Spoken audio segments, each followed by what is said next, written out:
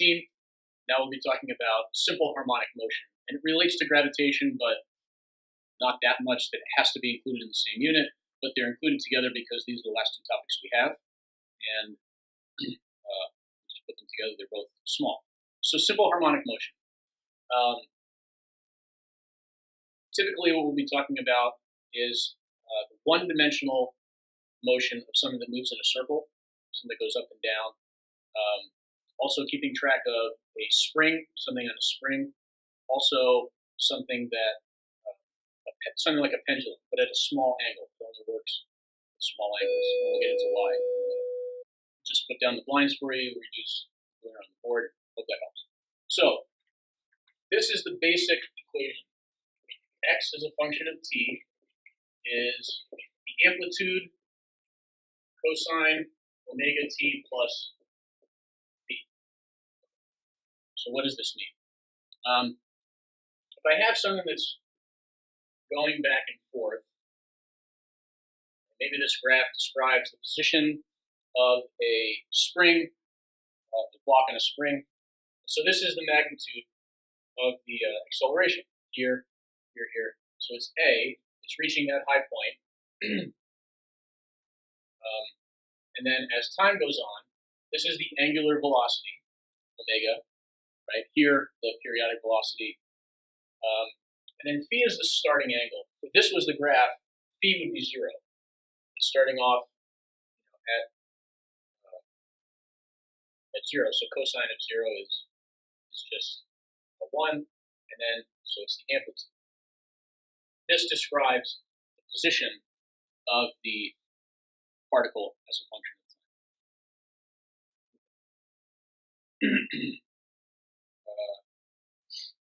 Right, this is also known as the phase constant. And this angular frequency or angular speed. Okay, and so then T, F, and W, how does this relate? Don't forget that omega is 2 pi over t. So that means that omega times t is just 2 pi.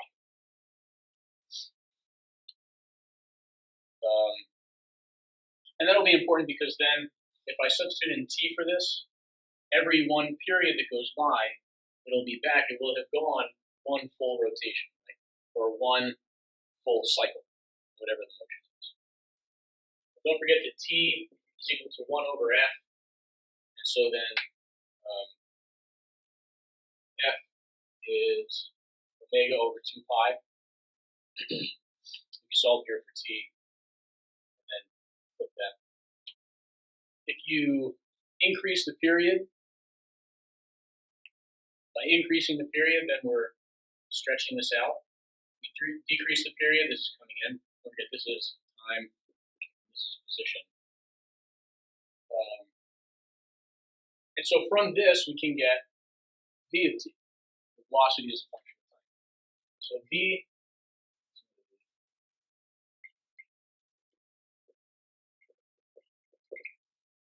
of t equals. Now let's think through this for a minute and see if we can figure out, let's say we forget what the derivative of cosine is. Can we figure it out graphically by thinking about what is the derivative? Here's v, here's t, it's the derivative of this. So this is, what's the derivative here? 0. And then it has a negative slope, reaches a maximum, and then back to 0, or minimum, maximum of magnitude. So it looks like this. Right, here's t over 2. This would be t over 2. This would be t. Right. This would be 3t over 2. And so then after t over 2, now I have positive slope, reaches a maximum at 3t over 4, and then at t, it's back to 0.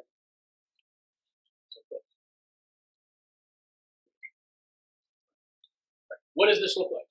Well, this looks like a negative sine graph. And so here I have negative a sine of omega t plus phi taking the derivative of this, now I have to take the derivative of the inside, x times omega. Negative omega a sine omega t plus phi. Okay. And then can we do the same thing for the acceleration graph? Acceleration as a function of time is going to be what?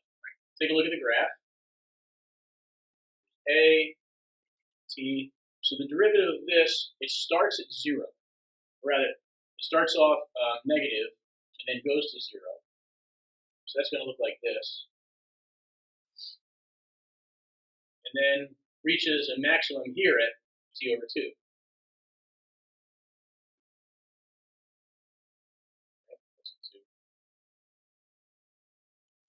And then from here to here, right, it's a maximum, so it's getting closer to 0, 0, and then negative, which is a negative maximum slope. This is a negative cosine graph. And so the derivative of this is now negative omega a cosine omega t plus phi. But I can't forget chain rule, taking the derivative of this, so I end up with this squared thing again. Now, if I look at this and this is this same function. It's just negative omega squared times that function. So I have negative omega squared times x of t. Negative omega squared times the original function. Okay. So that's pretty fascinating. This is what identifies something as simple harmonic motion, by the way. This is the wave equation. That if the second derivative is equal to negative omega squared times the original function, that means we have simple harmonic motion. That's the definition of a wave. It's the wave function, simple harmonic motion. And so then let's take a look at some of these qualitative questions. Assuming phi is equal to 0, so we're starting off here like we do in these graphs. What is the maximum magnitude of the velocity? So what's the biggest that the velocity can be? Well, it's a function of this, and the biggest this can be is 1.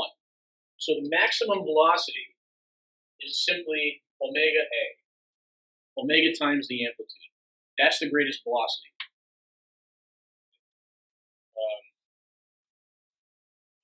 And then when does that magnitude of velocity occur? Well, it occurs here and here. What are these times? Well, these are the times where, take for example a spring, where the spring is crossing the origin.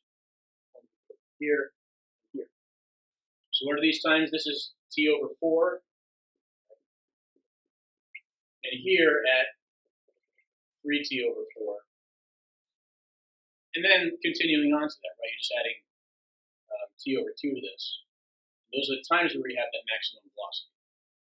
Next question is, what is the magnitude of the magnitude acceleration? The maximum acceleration? Again, the greatest this can be is 1. And so the greatest magnitude of acceleration is simply omega squared times a.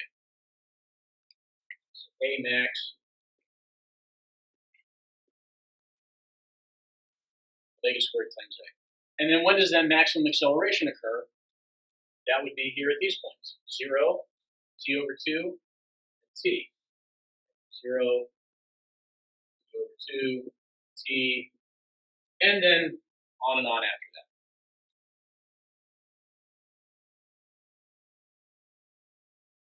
Okay, now we're going to look at deriving equations for t, f, and omega.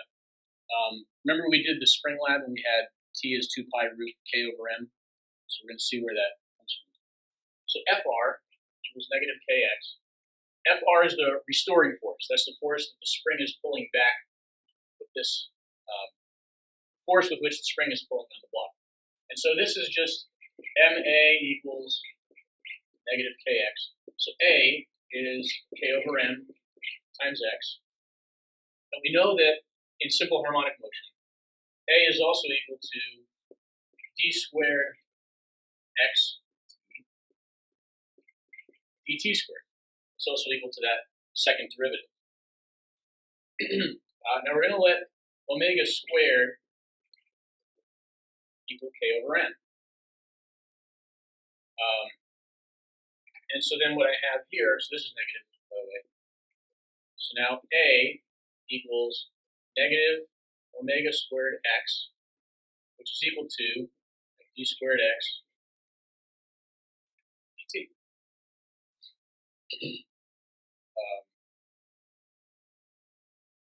And so then the solution of this differential equation is that x is equal to cosine omega t. X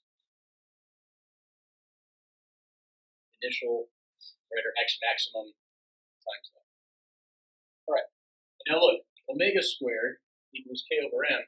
So that means that omega is the square root of k over m. And omega is 1 over the frequency.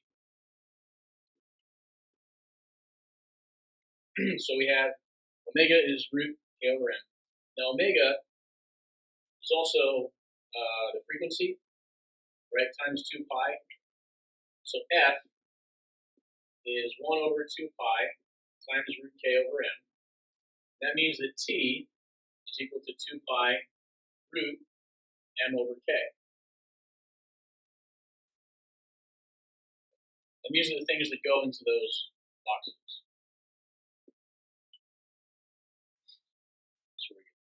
Okay, so now example 2. 100 kilogram particle executes simple harmonic motion with a frequency of 20 hertz and an amplitude of 5 centimeters. Right, m 0.1 kilograms, f is 20 hertz, and amplitude is 0.05 meters. We want to know the angular frequency of this thing. So for A, omega is equal to 2 pi f, which is equal to 2 pi times 20, and that comes out to whatever that, so 40 pi radians per second. Don't be afraid to leave things in terms of pi, 40 pi, it's okay. Okay, B, the period. The period is 1 over the frequency, so 1 over 20, and we get 0.05 seconds. C, the maximum velocity. V max is omega times A. So omega is, we said 40 pi, and A is 0.05. So I think that's 2 pi.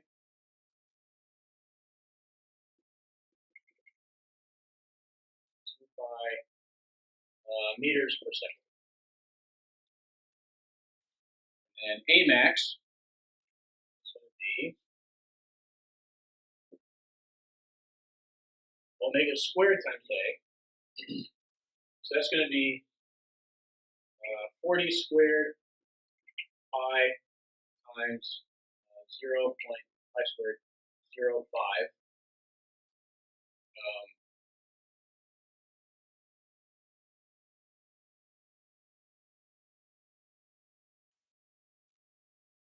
So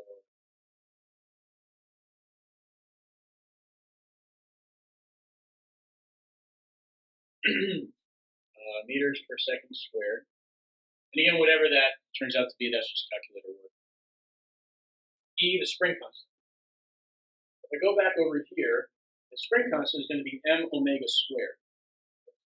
Omega squared is k over m, so k is going to be omega squared. So k equals omega squared m. Omega is this, so it's 40 pi squared times the mass, which is 0.1 kilograms. So again, that's just calculator work. And F, the general expression for x of t. Okay. Notice that at times 0, it's at 5 centimeters, which is the amplitude. That means that the phase angle, the phase constant phi, is just 0. So x of t equals a cosine omega t. So that is 0.05 cosine 40 pi t. Yeah.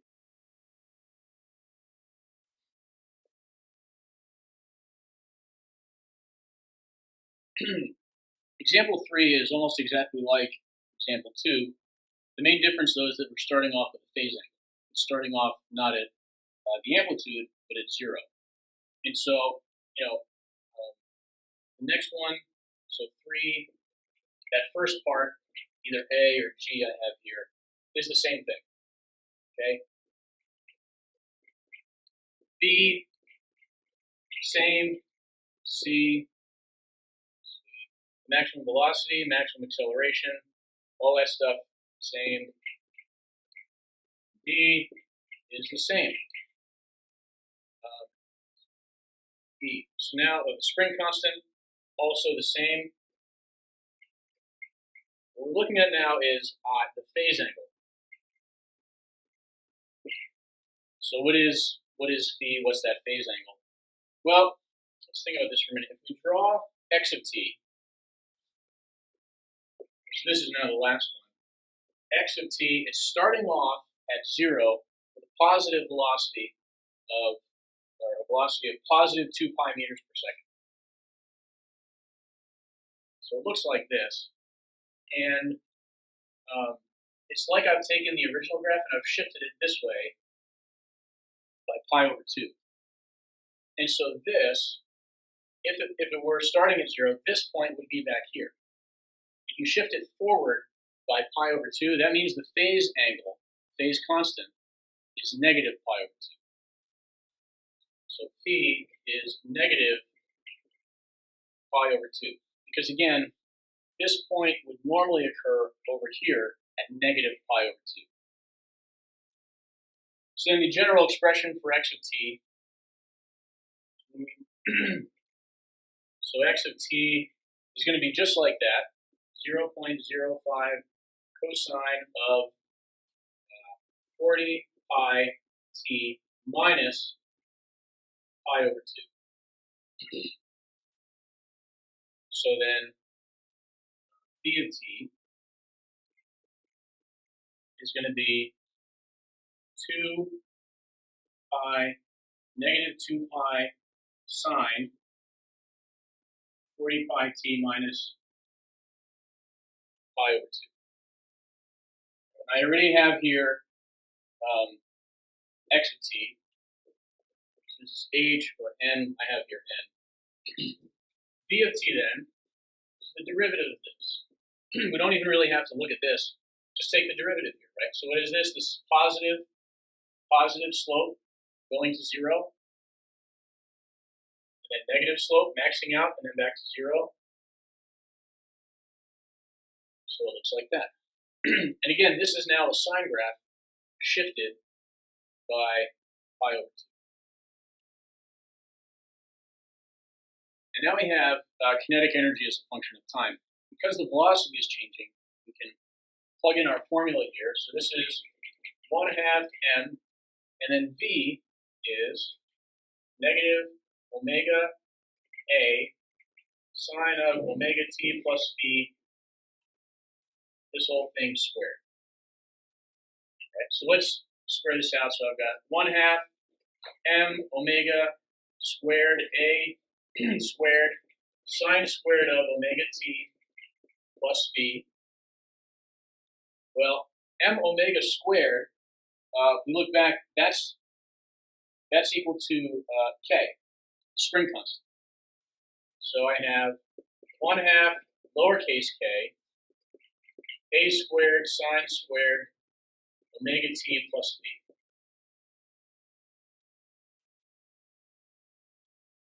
So that's my formula for kinetic energy. Elastic potential energy is a function of time. Then, what does that look like? Let's take a look at the graphs.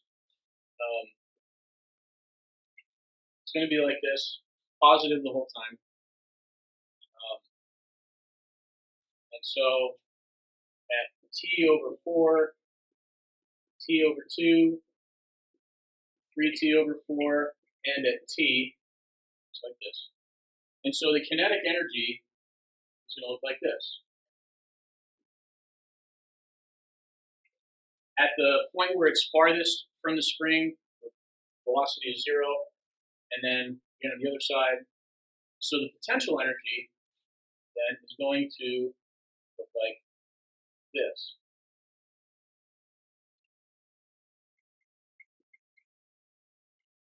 Right. Make that a dotted line because the total energy has to be constant. Right. This is the total energy. This is K, and this dotted line is U. So then what U is just this same thing with cosine instead of sine. So U is 1/2 Ka squared cosine squared of omega t plus phi. And so then the total energy, when you add these both up, is constant at just Ka squared, which is the total energy in the spring when it's farthest from,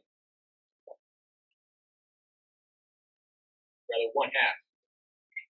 That doesn't make sense. 1/2 Ka squared, 1/2 Kx squared, right? That's when the spring is stretched. That's the amount of potential energy it has. So when it's stretched all the way and the kinetic energy is 0, that's the total energy, and it works out when you add it up.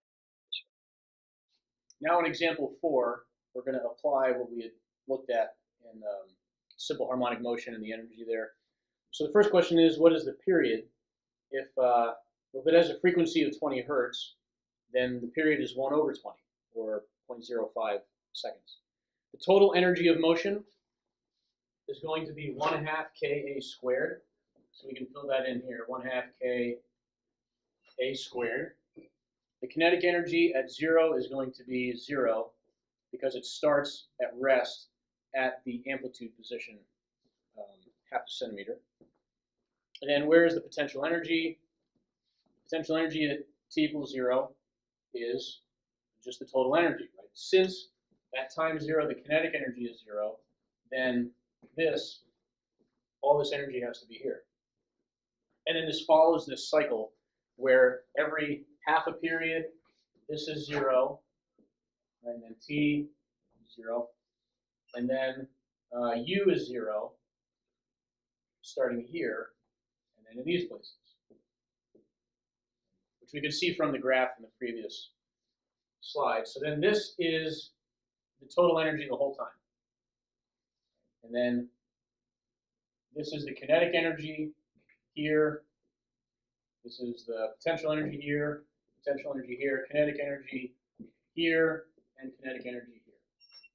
So we have zeros here. Everything else gets filled in with 1/2 Ka squared. All right.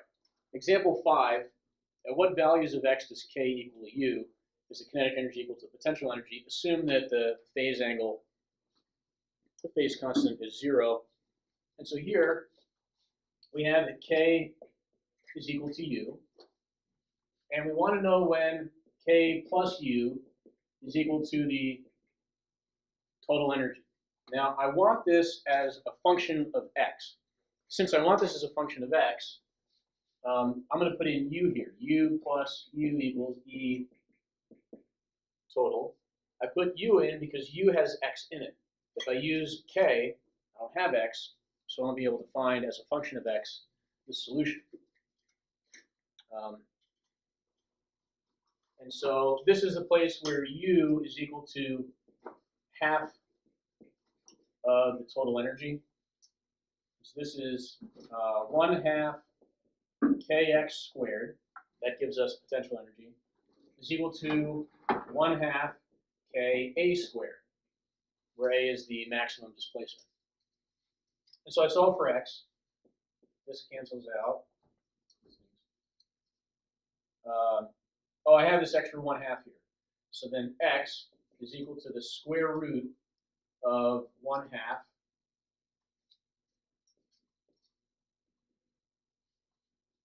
A squared. Okay, and so that comes out to about 0.7 and plus or minus 0.707 times the amplitude squared. And then we want to derive a general equation for V as a function of X from this. So I know that U plus K is E total. This is 1/2 KX squared. This is 1/2 MV squared. And that's equal to E total, which is 1/2 K A squared.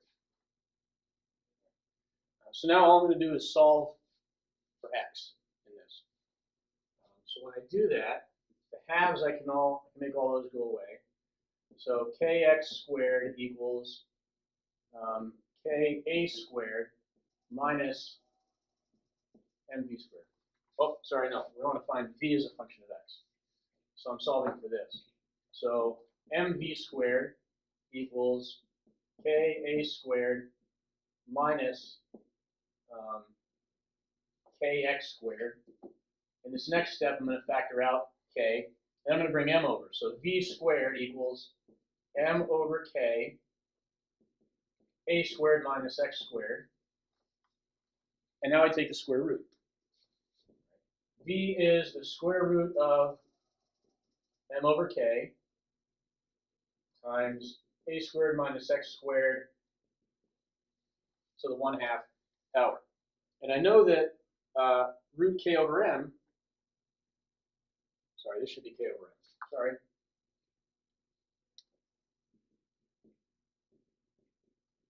This is equal to omega. So it's also equal to omega square root of A squared minus X squared, and plus or minus here. So that's the general formula for the velocity as a function of the location.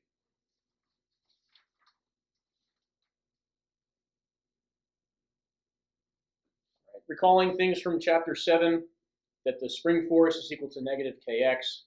When you have springs in series, you're adding the reciprocals, right, and then flipping. When you have springs in parallel, you're just adding up the spring constant to find the effective spring constant. Work done on a spring is integral f dx. It's all just by way of reminder. So then we have example 6, and let's take a look at that now. In example 6, we want to know for what values of x does the speed of the mass equal to 0.1 meters per second. Well, I had before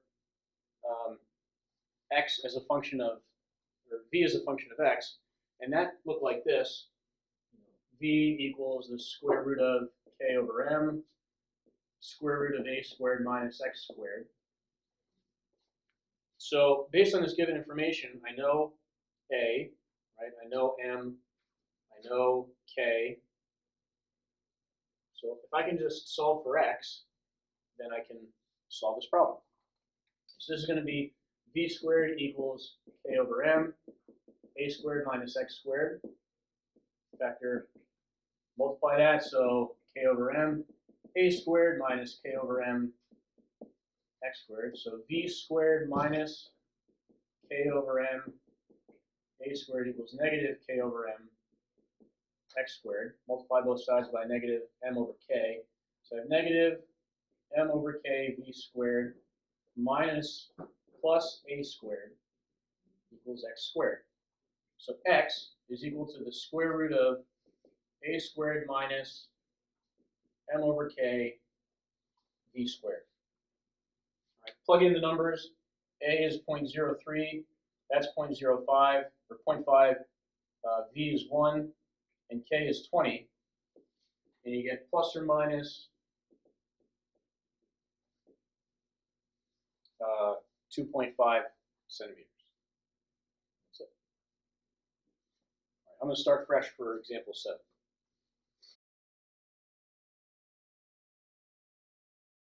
Based on the given information, I know the mass, 2 kilograms, all this stuff. Here's the sketch of the spring. It starts off here and it's let go. Since it's let go from maximum amplitude, then what I find is that this is the graph, the phase constant is 0. The first thing I want to know is what's the spring constant? So the spring constant, K, is F over X. So that's going to be 20 newtons over 0.2 meters. So I get 100 newtons per meter. B, the frequency. Frequency is omega over 2 pi, and omega is root K over M over 2 pi. And so this ends up being 1 over 2 pi times the square root of K, which is 100. The mass is 2 kilograms, and I get 1.13 hertz. The general equation for x of t. X of t is A. A here is 0.2, so 0.2 cosine of omega. Omega is root K over M. So that's this, right? Square root of 50 times t, and then plus 0. The phase constant is 0, so that this way. This is the general equation for the position. General equation for v of t. Take the derivative of this. So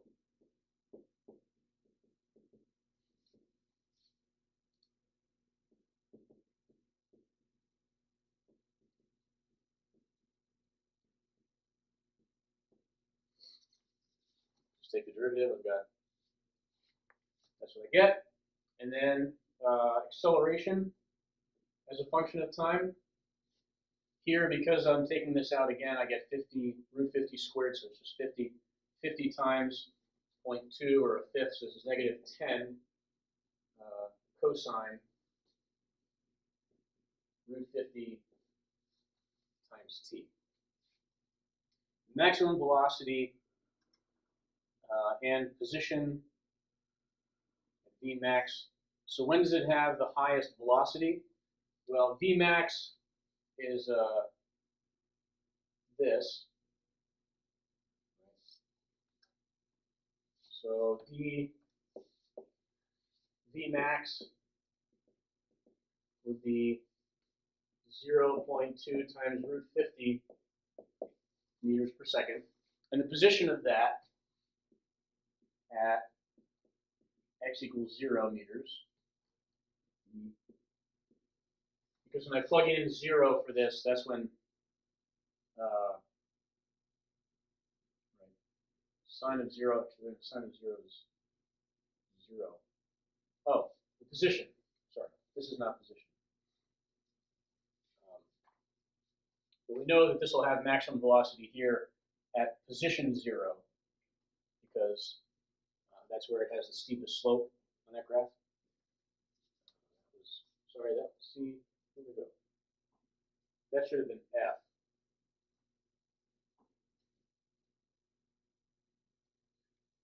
Oh, because this is E. Oops, I get confused. F. So now we're at G. So the maximum acceleration, well, this is the maximum acceleration, negative 10 meters per second squared. And that's going to be at the place, so plus or minus really. That'll be at the place where there's the most force. Where is there the most force? When it's stretched to its maximum distance. So that's at 0.2 meters, or 20 centimeters. The total energy of the simple harmonic oscillator, H. Right? E total is just 1/2 Ka squared. So we have 1/2 K is 100 times 0.2 squared. So we get 50, is that 2 joules. I comes next. The velocity, when x is 1/2 of x max. Okay, so v, now we're back to that function that we found before, where we have the velocity as a function of the position. V is plus or minus omega square root of a squared minus x squared. So you plug in for omega, Square root of 50. A is 0.2, you square that. X is 0.1, square that. And honestly, I don't even have the answer to that. You just plug in the numbers. And then J, the acceleration when X is 1/2 of X max. Here again, don't try to operate here. We've got other equations, other systems for doing this. We know that F equals negative kx. And so then what you can do is just, F is ma. So A equals negative kx over m. Plug in for k. For x, plug in 0.1 meters. And m is 2 kilograms. And you end up with 5 meters per second squared. And that's it.